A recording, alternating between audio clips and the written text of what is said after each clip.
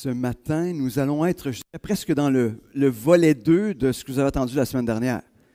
La semaine dernière, vous avez entendu parler de quoi vous avez parlé la semaine passée? Je n'étais pas là, je ne peux pas... Ce que nous faisons, la semaine passée, vous avez parlé de quoi? OK. Yvan, peux-tu revenir pour recommencer? Vous avez parlé de la parole de Dieu, je pense, la semaine passée. OK. Il n'y a aucune réaction, Yvan? Je pense qu'il faut que tu recommences. On se demandait... On se demandait quelle série faire. On va juste recommencer. Donc, on a parlé de la parole de Dieu, mais cette semaine, on va parler de la prière. Donc, ça, je dis, là, pendant de la relation avec Dieu, un petit peu comme deux ailes. Hein, la vie chrétienne a ces deux ailes-là, qui est à la fois la parole de Dieu, puis à la fois la prière, dans cette relation-là qu'on a, dans cette intimité qu'on a avec Dieu. Mais ce matin, j'ai le goût de vous demander, comment va votre vie de prière honnêtement? Vous n'avez peut-être pas le goût de me répondre, hein? Non, surtout parce que j'ai dit honnêtement, peut-être qu'on a moins le goût de répondre. S'agit-il de la zone de culpabilité de votre vie? Vous avez peut-être même un peu abandonné. Vous lisez peut-être des récits d'hommes et de femmes de prière et soit ça vous encourage pour un peu de temps ou ça vous décourage totalement. Peut-être vous êtes là. Vous pensez peut-être que finalement, vous ne faites pas partie des chrétiens qui ont reçu ce don-là de la prière. Vous êtes des chrétiens de second niveau ou de second ordre. Peut-être que vous dites ça. Ceux dont la prière, ça ne marche pas. Vous avez peut-être fait de nombreuses tentatives qui malheureusement n'ont duré qu'un peu de temps. Vous avez essayé toutes les méthodes inimaginables sans résultat. Il y en a des livres sur la prière, puis il y en a des méthodes en lien avec la prière, mais finalement, on retombe dans le même résultat. Vous pensez que votre vie de prière est vraiment plate quand vous priez. Vous priez pour les mêmes vieilles choses, avec les mêmes vieilles prières. Et vous avez l'impression du même vieux résultat, c'est-à-dire pas grand-chose, peut-être. Je commence positif un matin, là. Vous trouvez? Puis, qu'est-ce qui se passe quand quelque chose est plate? On arrête de le faire. À moins vraiment d'être... Il y en a qui sont capables de poursuivre. Il y en a qui ont cette... comment j'appelle ça? Cette capacité d'être dans cette routine, même si c'est plate. Mais moi, je n'en fais pas partie. Peut-être que vous en faites partie, puis ce n'est pas un défaut, ce n'est pas ce que je suis en train de vous dire. Et ce matin, bien qu'on va parler de la prière, je ne veux pas dire que toutes les autres manières de prier, parce qu'on va parler peut-être d'une manière de prier ce matin, je ne veux pas dire que toutes les autres manières ne sont pas bonnes. Pas du tout. J'ai juste le goût de vous présenter quelque chose qui va être simple, qui va être peut-être un encouragement. Mais en même temps, c'est intéressant, hein? J'ai une citation de John Piper à propos de la prière. Puis vous allez voir que vos luttes ne sont pas nécessairement juste les vôtres.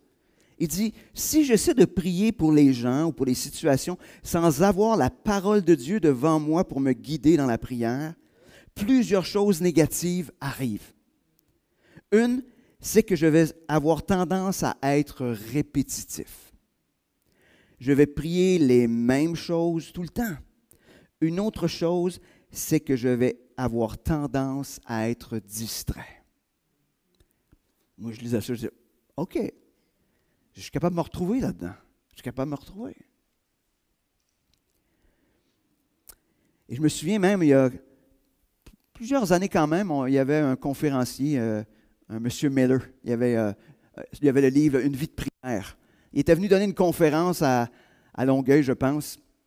Et là, au début de la conférence, il dit, bon, nous allons prendre 5 minutes, puis on va prier en silence. Les 5 minutes les plus longues que j'ai jamais passées. Moi, je pensais qu'il me niaisait, là. J'ai dit, c'est pas 5 minutes, là. Ça fait au moins 15-20, certains, là. Et d'ailleurs, je n'étais pas tout seul à penser ça. Mais non, il avait été vraiment honnête, c'était vraiment 5 minutes. C'était difficile de juste se faire dire, prie pendant 5 minutes, de garder le focus, l'attention pour prier pendant 5 minutes. Ben, vous n'êtes pas de même, je le sais. Ben, c'est correct, c'est correct. Mais la question que je me pose et que je veux qu'on se pose ce matin, c'est si Dieu est et fait tout ce qu'on a vu depuis plusieurs mois, comment ça se fait qu'on vit ce combat face à la prière? Et ce matin, je veux un petit peu déboulonner quelque chose. On a souvent tendance, quand ça ne va pas bien ta vie de prière, on te dit « Ah, c'est parce qu'il y a un péché dans ta vie. » Fait que là, c'est pour ça que ça ne marche pas. Ben, moi, je pense que le problème est bien plus un problème de méthode, de manière de faire. Je ne dis pas que le péché nuit pas à notre vie de prière, c'est pas ce que je suis en train de dire. Mais je pense que notre manière de faire a beaucoup plus à voir avec le problème qu'on a dans notre vie de prière. Et je veux juste vous dire, c'est que souvent, quand on a tendance à refaire, à recommencer quelque chose, si, mettons, vous étiez en train, c'est bien parti, ça faisait 3 jours, vous aviez une vie de prière vous étiez plus heureux, puis là, ça a d'arrêter. Puis là, vous recommencez la même affaire. Et moi, j'ai appris quelque chose dans mon ancienne vie, quand j'étais travailleur social, je disais ça à tout le monde.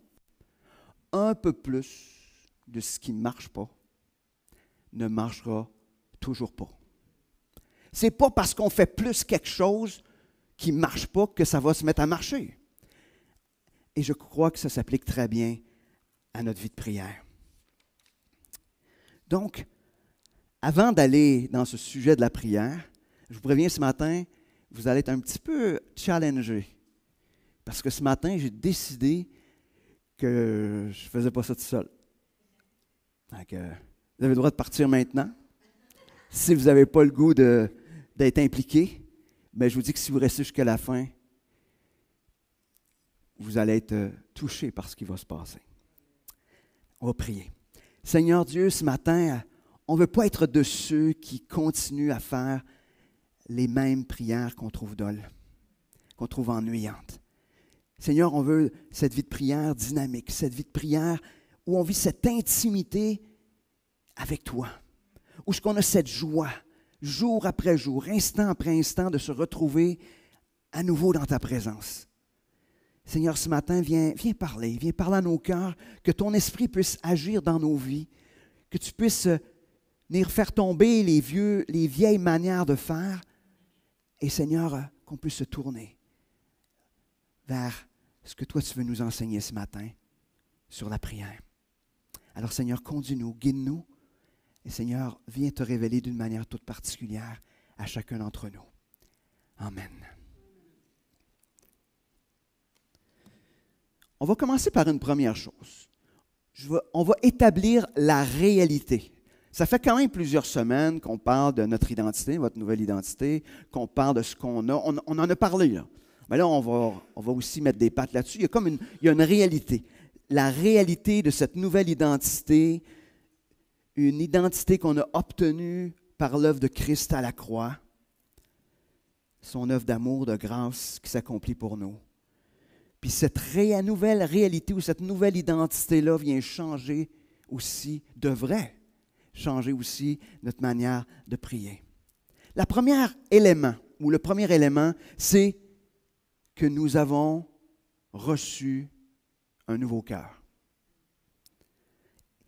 Ézéchiel 36, 26 nous dit « Je vous donnerai un cœur nouveau et je mettrai en vous un esprit nouveau. J'ôterai de votre chair le cœur de pierre et je vous donnerai un cœur de chair. » Cette réalité-là vient nous dire que Dieu a mis en nous un cœur qui aime Dieu, un cœur qui est passionné de Dieu, un cœur qui est passionné de ce qui passionne Dieu, mais aussi un cœur qui est à l'écoute de Dieu. Voici notre nouvelle identité, notre nouvelle réalité.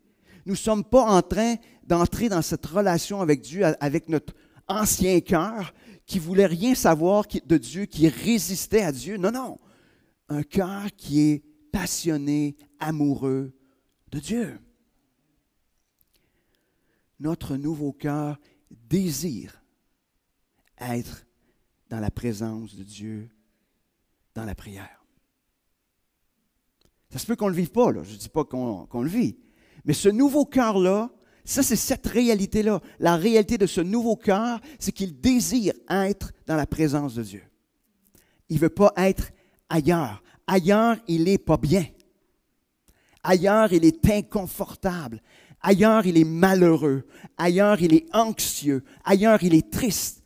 Ailleurs, il n'y a pas de vie. Ce nouveau cœur est bien seulement dans la présence de Dieu. Deuxième réalité, vous en avez entendu parler la semaine dernière, qui est la parole de Dieu, mais cette réalité-là, c'est que avant, je lisais, je pouvais, je ne le lisais pas, là, mais je pouvais lire la parole de Dieu avant de connaître Dieu, mais c'est comme un livre d'histoire par moments excitant, par moments plate, par moments obscur, et tout à coup, qu'est-ce qui s'est passé? Lorsque je suis venu à Christ, les affaires que je disais que je ne comprenais pas, tout à coup, les lumières s'allument dans la Bible. Donc, cette nouvelle identité nous donne accès à la parole de Dieu. Ésaïe 55, 11 nous dit « Ainsi en est-il de ma parole qui sort de ma bouche, elle ne retourne pas à moi sans effet, sans avoir exécuté ma volonté et accompli avec succès ce pourquoi je l'ai envoyée. » Donc, la parole de Dieu, elle est puissante, elle est efficace, elle est agissante. D'ailleurs, on a dans 2 Timothée 3, 16, 17 qui nous parle aussi des Écritures. Il dit « Toute Écriture est inspirée de Dieu et utile pour enseigner, pour convaincre, pour redresser, pour éduquer dans la justice, afin que l'homme de Dieu soit adapté et préparé à toute bonne œuvre. » Il est en train de nous parler des Écritures qui sont efficaces, puissantes, utiles, qui enseignent, qui convainquent, qui corrigent, qui équipent. Donc, un cœur qui aime Dieu, puis accès à la parole puissante qui vient nous transformer et qu'on va voir plus loin, qui vient transformer nos prières. Si la parole de Dieu elle est puissante, elle est efficace, si j'utilise la parole de Dieu dans la prière au lieu de mes propres mots ou juste de mes propres mots, est-ce que ce sera, j'ose croire que la parole de Dieu est plus efficace que ma parole à moi? Alors, peut-être qu'il faut se mettre à réfléchir, à mettre la parole de Dieu dans nos prières.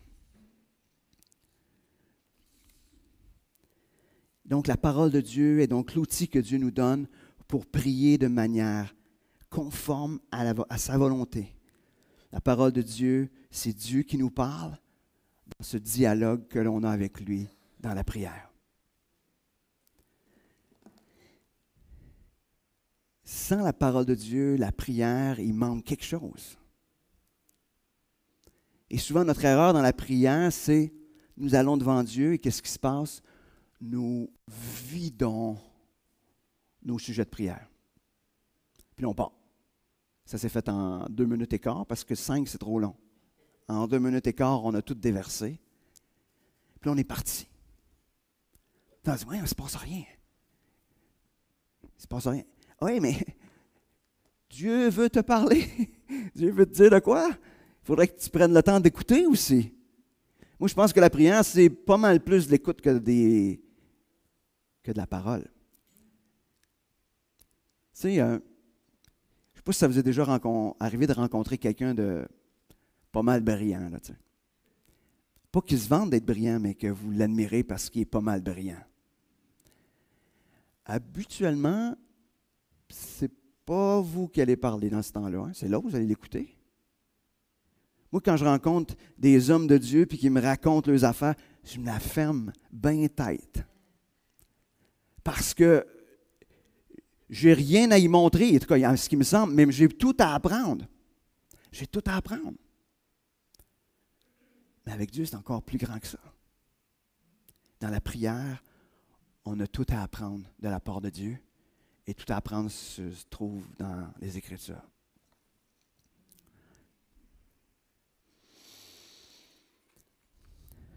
Troisième élément auquel on a accès parce que nous avons cette nouvelle identité d'être des enfants de Dieu, c'est le Saint-Esprit. Désolé de nommer le Saint-Esprit dans une église baptiste. Ben, il est là aussi agissant, aussi puissant. Jean 14, 26, un texte qu'on connaît bien. Mais le Consolateur, le Saint-Esprit, que le Père enverra en mon nom, c'est lui qui vous enseignera toutes choses et vous rappellera tout ce que moi je vous ai dit. L'Esprit est notre Consolateur. L'Esprit nous enseigne. Il vous enseigne quoi? Tout, il va vous rappeler. Il va vous rappeler ça. Il va vous rappeler ce qui est dans les Écritures. Les vérités qui concernent Dieu. Galates 4, versets 4 à 7, on peut lire. Mais lorsque les temps furent accomplis, Dieu a envoyé son Fils, né d'une femme, né sous la loi, afin de racheter ceux qui étaient sous la loi pour que nous recevions l'adoption. Et parce que vous êtes des fils, Dieu a envoyé dans nos cœurs l'Esprit de son Fils qui crie « Abba, Père ». Ainsi, tu n'es plus esclave, mais fils. Et si tu es fils, tu es aussi héritier grâce à Dieu. L'Esprit te rappelle continuellement que tu es adopté. Adopté, rappelons-nous que c'est encore meilleur qu'être un enfant direct, hein? Parce qu'être adopté, c'est être choisi. Un enfant adopté était choisi. Alors vous avez été choisi. Ça nous dit aussi que l'Esprit nous pousse à appeler Dieu Papa. Pas un papa comme on le comprend aujourd'hui. Tu sais, papa, ça peut l'air, ah ouais, c'est pas dans ce petit côté juste cute. C'est ce côté papa parce que c'est l'intimité, mais c'est une intimité respectueuse. Aujourd'hui, hein, un enfant peut appeler son père papa puis l'envoyer au bateau aussi. Là, il peut faire ça, ça arrive. Mais donc, un papa, mais respectueux.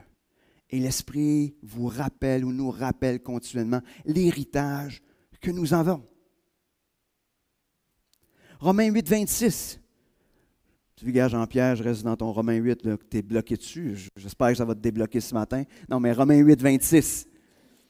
De même aussi, l'Esprit vient au secours de notre faiblesse, car nous ne savons pas ce qu'il convient de demander dans nos prières, mais l'Esprit lui-même intercède par des soupirs inexprimables.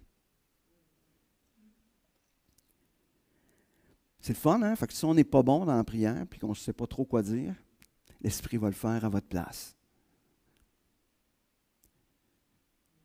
Et même, il parle de soupirs inexprimables.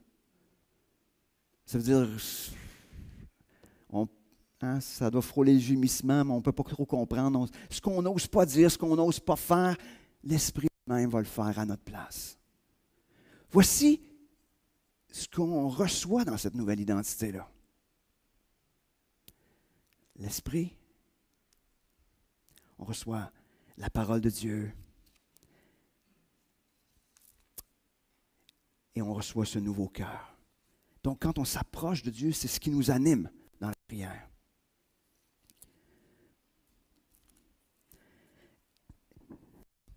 J'aimerais juste peut-être faire un petit rappel. La parole de Dieu nous dit que Dieu a choisi les choses folles du monde afin de se glorifier. Choisi, adopté, c'est choisi. Fait que, ça veut dire qu'il y en a une couple de nous qu'on est des fous. Excusez, je ne veux pas vous... Ce matin, je veux pas... C'est pas moi, là. Mais entre fous, peut-être qu'on va se comprendre. Qui sait? Mais ce que ça nous emmène aussi à réaliser, c'est que ce que Dieu est en train de dire, c'est qu'il veut se glorifier à travers chacun d'entre nous. Il ne veut pas se glorifier parce que vous êtes pas mal hot. Non, non, non. C'est lui qui veut se glorifier. Il ne veut pas que ce soit nous qui se glorifions. Aujourd'hui, on est dans la culture de la gloire personnelle. Mais là, il dit non, non, c'est Dieu qui veut se glorifier à travers nos faiblesses, à travers notre folie aux yeux du monde. Donc, dans l'Église, ça veut dire qu'il y a du monde intelligent, d'autres moins. Des gens instruits, d'autres peu. Hein? Il y a toutes sortes de monde. Toutes sortes de monde. Alors, si les Écritures nous parlent de prier, il me semble que ça ne devrait pas être compliqué. Il faut que tout le monde soit capable. Hein? Si tout le monde est capable de le faire, il faut que ce soit simple. Ça ne devrait pas être quelque chose de compliqué dans toute une manière de faire. Tu sais, je me souviens, il y a plusieurs années, quand je suis venu au Seigneur, quand on avait des réunions de prière, puis il y avait des mondes qui commençaient à prier, puis quand ils priaient, il y avait des nouveaux mots. Ils ne parlaient pas pareil comme qu'ils parlent habituellement. Là, je disais, « Wow! » Et ce que ça faisait, c'est que moi qui étais un nouveau chrétien, je disais, « Je ne peux pas prier. Hey, je n'ai pas ce vocabulaire-là. » Il y avait comme le vocabulaire, tout changeait. Le vocabulaire n'était pas pareil. Et ce que ça a créé, c'est compliqué prier. C'est compliqué. Mais non. Dieu choisit les choses folles du monde, les choses viles du monde, afin qu'il puisse se glorifier. Alors, on vient dans la prière avec ce qu'on est, avec nos mots. Tout simplement. Puis encore mieux que ça, vous allez voir, on n'a pas les mots, on va voir que Dieu nous donne les mots pour prier. Donc, si nous avons reçu ce nouveau cœur, si on a reçu toutes ces choses-là, et que l'Esprit habite en nous, est-ce que la vie de prière devrait être différente? Donc, ce matin, je vais vous parler de la prière simple. Ça vous tente Dieu? Simple. Cette semaine, j'ai lu un livre. J'avais déjà écouté l'auteur sur une vidéo.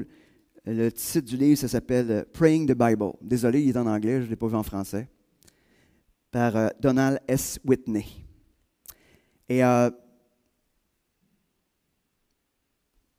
ce message qu'on voit ce matin m'était un peu inspiré avec ce qui est sorti de la lecture de ce livre-là. Dans son livre, il nous conduit à prier les Écritures, mais d'une manière plus particulière, à prier les psaumes. La prière simple, c'est d'utiliser la parole de Dieu, pas de la réciter,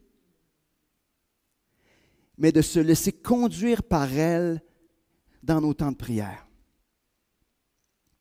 Jérémie 23, 29 nous dit « Ma parole n'est-elle pas comme un feu, oracle de l'Éternel, et comme un marteau qui fait éclater le roc. » Alors imaginez si la parole de Dieu elle est comme ça. Si on se met à prier la parole de Dieu, est-ce qu'on veut que la parole de Dieu soit comme un feu ou comme un marteau qui fait éclater le roc face à des situations dans nos vies? Moi, le premier. On a toute une liste qu'on aimerait que... Donc, on ne devrait pas hésiter à utiliser la parole de Dieu et je crois que nos prières vont être transformées en utilisant la parole de Dieu. La monotonie va disparaître. On va retrouver cette joie d'être dans la présence de Dieu.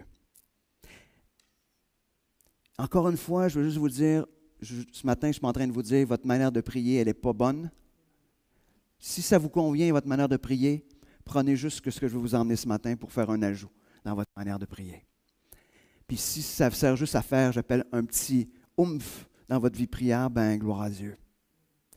Mais si votre vie de prière, elle est vraiment au plus plat, moi je peux vous dire par expérience que cette manière de prier, ce n'est pas la manière, mais cette manière de prier m'a permis à moi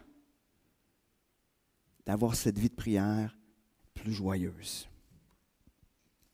D'ailleurs, juste pour essayer de vous convaincre, Jésus faisait ce genre de prière-là. Et l'Église primitive, dans le livre des Actes, faisait ce genre de prière-là. Preuve. Vous allez me dire, montre-nous ça, je vais le faire. Jésus sur la croix, il fait cette prière dans Matthieu 27, 46. Et vers la 9e heure, Jésus s'écria d'une voix forte, « Élie, Élie, lama sabachthani », c'est-à-dire, « Mon Dieu, pourquoi m'as-tu abandonné? » Jésus est en train de prier le psaume 22, le verset 2. Si on va dans le psaume 22, verset 2, ça dit, « mon Dieu, pourquoi m'as-tu abandonné? Mes paroles plaintives sont loin de me procurer le salut. » Imaginez, Jésus à la croix, il prie le psaume 22. Et d'ailleurs, quand on lit le psaume 22, c'est la plus belle description de la crucifixion, plus de détails sur la crucifixion à la limite que dans tous les évangiles réunis ensemble. D'ailleurs, quand on veut expliquer la crucifixion, on fait toujours référence au psaume 22. Mais Jésus, une très courte prière, vous allez me dire, mais il est en train de prier le psaume 22. Les disciples dans le livre des Actes, dans Acte 4, versets 23 à 26, ils ont été arrêtés, puis là, ils ont été relâchés, puis on leur a dit, on ne veut pas que vous parliez de ce Jésus-là. Voici.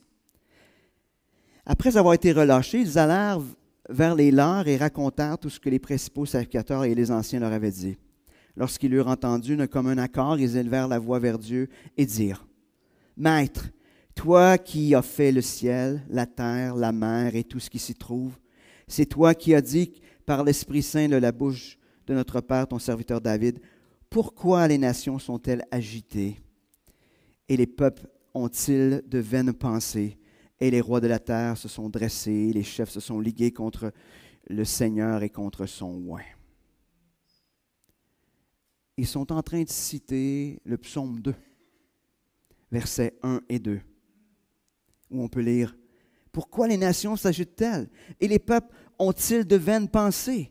Les rois de la terre se dressent et les princes se liguent ensemble contre l'Éternel et contre son Messie. » Si Jésus l'a fait, si les disciples l'ont fait, et j'aurais pu vous citer un ensemble d'hommes de Dieu qui priaient les psaumes ou priaient les Écritures, alors pourquoi ne pas faire la même chose?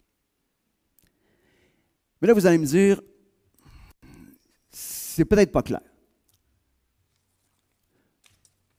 On écoute la basse, je ne sais pas trop ce que ça sort, mais... Donc, quand j'étais à préparer ce message-là, j'ai suivi ce qui était proposé dans le livre. OK? L'auteur du livre dit de prendre le psaume du jour, donc le psaume de la date, puis d'avoir comme les psaumes du jour, ce n'est pas 1, mais c'est 5, c'est la date plus 30, plus 30, plus 30 jusqu'à 5. Ça vous convient? Vous comprenez? C'est-à-dire, aujourd'hui, on est le 23, donc ce serait le psaume 23, le psaume 53, le psaume 83, le psaume 113 et le psaume 143. Mettons, ça serait ça aujourd'hui. Puis tu prends un de ces psaumes-là. Alors, nous étions le 18. Alors, psaume 18, versets 2 à 7. Je vais juste l'ouvrir à quoi ça pourrait ressembler, prier le psaume 18. Ça vous va? Vous êtes prêts? OK. Je vais juste vous énumérer des genres de requêtes qu'on pourrait avoir. Il commence en disant, le psaume dit, « Je t'aime, Éternel, ma force. » OK. Une des requêtes pourrait être, on pourrait être en louange, dire, « Seigneur, je t'aime. Je t'aime pour ce que tu es, pour ce que tu as fait. On pourrait être en action de grâce. Mais aussi, on pourrait dire, Seigneur, tu es ma force, mais aujourd'hui, je manque de force. Seigneur, peux-tu me donner de la force dans cette situation-là? Peux-tu me conduire face à telle situation où je veux sentir ta présence et ta puissance? Seigneur, je connais telle sœur ou tel frère qui vit des difficultés, qui est dans des combats, il est malade ou autre. Seigneur, que tu puisses lui donner la force. Tu as promis que tu étais la force. Je te demande de donner la force à ce frère ou à cette sœur. L'Éternel, après ça, il continue. L'Éternel, mon roc, ma forteresse, mon libérateur. On peut même continuer. Mon Dieu, mon rocher où je me réfugie, mon bouclier, la force qui me sauve, ma haute retraite. Seigneur, je sais que tu es celui qui me protège. Seigneur, tu sais ce que les gens disent à propos de moi. Seigneur, j'ai besoin de me sentir protégé. J'ai besoin, Seigneur, que tu puisses agir. J'ai besoin que tu viennes protéger ma famille, peut-être. J'ai besoin que tu viennes protéger tel de mes enfants parce qu'il vit telle situation. Mets ta protection. Viens l'entourer, qu'il puisse réaliser que c'est toi le seul bouclier, celui qui sauve.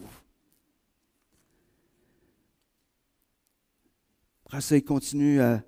Je m'écris, loué soit l'Éternel et je suis sauvé de mes ennemis. Oh, mais c'est quoi nos ennemis? Hein? C'est comme... Mais nos ennemis, c'est peut-être les combats qu'on lutte, des péchés avec lesquels on lutte qui sont nos ennemis. Et Seigneur dit, Seigneur, je veux vraiment être en action de grâce aujourd'hui parce que je sais que tu m'offres la libération de tels péchés dans ma vie.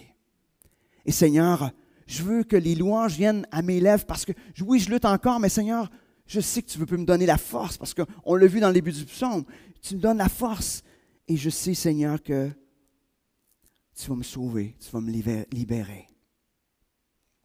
Et je pourrais continuer, ainsi de suite.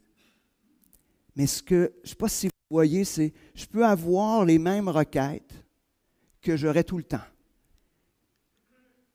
Je peux prier pour mes enfants, pour leur salut, dire « Ah Seigneur, sauve-les » ou je peux prier « Seigneur, que tu puisses être leur force ». Qui peuvent trouver leur appui en toi, que tu puisses les délivrer de la mort, hein, parce que l'ennemi, hein, la mort est le plus grand ennemi, que tu puisses les libérer de la mort spirituelle. Je ne sais pas si vous voyez, je suis en train de prier les mêmes vieilles requêtes, mais avec des mots nouveaux, qui sont les mots de la parole de Dieu. Puis qu'est-ce qui se passe quand je me mets à prier justement ces mêmes vieilles requêtes, mais avec des nouveaux mots? Mais l'Esprit ajoute des nouvelles requêtes, des louanges, des actions de grâce. Mes pensées cessent de s'évader à gauche, à droite. Puis le temps passe très, très vite tout à coup. Et qu'est-ce qui se passe aussi? Bien, finalement, j'ai le goût de revenir devant Dieu le plus tôt possible. Mais maintenant, on va arrêter d'en parler. On va le faire. Tu sais, il n'y a pas de meilleure manière de faire que d'expérimenter.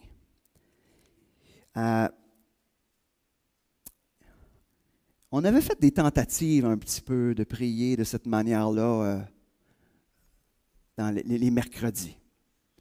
Mais rapidement, on partait avec ça, puis on s'est mis à partager sur le passage. Puis après ça, on priait, mais un petit peu autour. Mais là, donc, ce que je veux qu'on fasse, aujourd'hui, nous sommes le 23, psaume du jour, psaume 23. Vous êtes heureux, c'est le psaume le plus facile à prier. Mais ce qu'on va faire, pendant pas les 5 prochaines minutes, mais pendant les 7 prochaines minutes, 7 minutes, on ne priera pas collectivement, là.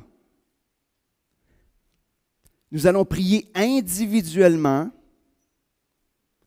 le psaume 23. Il pourrait être affiché, mais idéalement, si vous l'avez dans votre Bible, c'est encore plus facile parce que je pense qu'on ne peut pas afficher le psaume 23 tout d'un morceau, je ne pense pas. Non.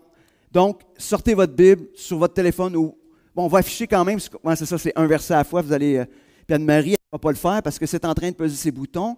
Puis je veux qu'Anne-Marie le fasse aussi. Puis Denis aussi. Fait que, OK, excuse, je voulais juste t'interpeller un peu. Excuse-moi. Donc, pendant les 7 prochaines minutes, top chrono. Je vais vous dire quand on commence. Je ne le lirai pas.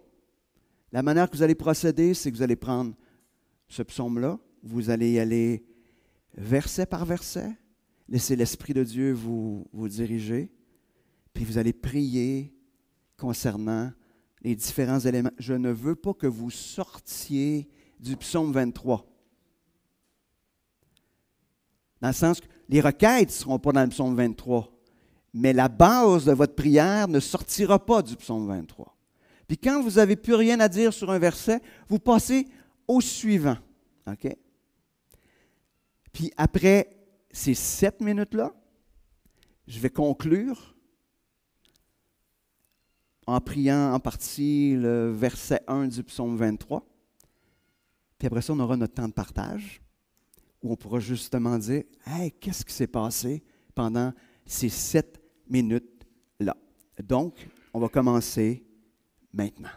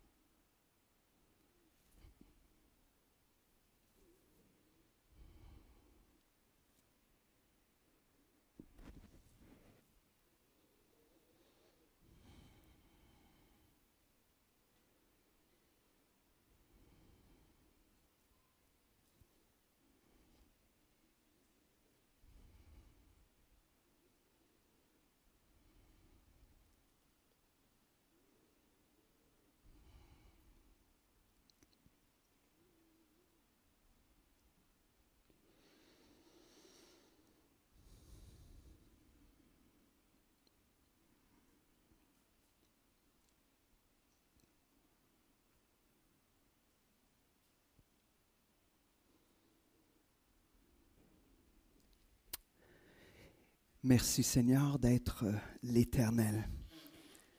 Seigneur, parce que tu es l'Éternel, tu étais là dès le commencement et tu seras là jusqu'à la fin. Merci parce que tu es l'Éternel, tu es en contrôle de toutes choses. Tu vois toutes choses, tu connais toutes choses dans ma vie. Tu n'es pas surpris par absolument rien parce que pour toi, le temps n'a pas d'importance. Merci Seigneur. Merci d'être ce berger qui prend soin de moi, qui me dirige, qui me conduit, qui me protège. Seigneur, je te demandais que tu puisses être le berger de cette Église, que tu puisses conduire toutes choses, toute personne, toute action, tout ce qui se passe ici, que tu puisses être le bon berger, celui qui guide. Et Seigneur, je te demande peut-être pour ceux qui ne te connaissent pas encore comme ce bon berger, Seigneur, que tu puisses être ce berger. Pour ceux qui sont ici, qui ne te connaissent pas encore, Seigneur, que tu puisses te révéler à eux comme étant ce berger. Seigneur, parce que tu es ce bon berger, parce que tu es celui qui n'a pas de commencement et qui n'a pas de fin, j'ai cette assurance de ne manquer d'absolument rien. Seigneur, je te demande d'intervenir dans ma vie, dans mon cœur, pour tous ces moments où j'ai l'impression qu'il me manque quelque chose, où j'ai l'impression d'être à la poursuite de quelque chose. Seigneur, pardon. Pardon parce que je poursuis des choses et je ne réalise pas qu'avec toi, je manque de rien. Je vais te prier aussi pour les frères et les sœurs qui luttent parce qu'ils cherchent quelque chose qu'ils ont l'impression de manquer. Seigneur, tu es le bon berger et avec toi, nous ne manquerons d'absolument rien. Merci Seigneur, parce qu'à cause de toi, on peut vivre le contentement parce que nous ne manquons d'absolument rien. Alors Seigneur, merci. Merci pour ce temps qu'on a eu ensemble où on a regardé à la prière. Seigneur, rappelle-nous que ta parole est une belle occasion de prier. Alors Seigneur, que tu puisses mettre de la vie dans nos vies de prière, qu'on puisse être joyeux de vivre cette vie de prière, se rappelant que ta parole est remplie de sujets pour lesquels prier. Alors merci Seigneur pour ce temps, ce matin, et Seigneur, garde-nous comme le bon berger le fait, près de toi. Amen.